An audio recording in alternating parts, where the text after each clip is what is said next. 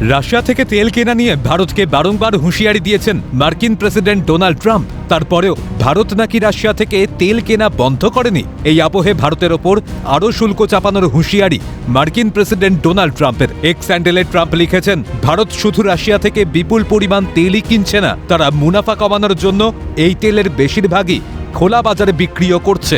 অথচ যুদ্ধে ইউক্রেনের কত মানুষের মৃত্যু হয়েছে এ নিয়ে কোনো মাথা ব্যথা নেই ভারতের। এই কারণেই ভারতীয় পণ্যের ওপর শুল্ক আরও বৃদ্ধি করব। এদিকে ট্রাম্পের এই হুঁশিয়ারির কড়া জবাব দিয়েছে ভারত। এ প্রসঙ্গে ভারতের বিদেশ মন্ত্রক জানিয়েছে, রাশিয়া ও ইউক্রেন যুদ্ধ চলাকালীন আমেরিকাও রাশিয়ার কাছ থেকে একাধিক পণ্য আমদানি করেছে। এমনকি ইউরোপের একাধিক দেশও রাশিয়ার কাছ থেকে পণ্য আমদানি করেছে। তবে শুধু ভারতীয় বিদেশ মন্ত্রক নয়, আমেরিকার এই হুমকি নিয়ে এবার মুখ খুলল মস্কো। এক্স পোস্টে রাশিয়ার পররাষ্ট্র মন্ত্রকের মুখপাত্র মারিয়া জাখারোভা জানিয়েছেন, আন্তর্জাতিক ক্ষেত্রে আমেরিকার প্রভুত্ব যে কমতে শুরু করেছে সেটা ওয়াশিংটন কিছুতেই স্বীকার করতে চাইছে না।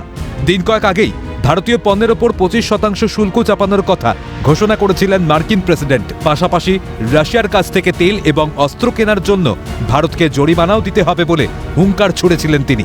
সোমবার ফের শুল্ক বৃদ্ধি নিয়ে হুমকি দিতে শোনা গেল মার্কিন প্রেসিডেন্টকে। তবে ট্রাম্পের এই হুমকিকে পাত্তা দিতে যে ভারত রাজি নয়, পাল্টা তথ্য দিয়ে সে কথা স্পষ্ট করেছে ভারতের বিদেশ মন্ত্রক। ক্যালকাটা নিউজ।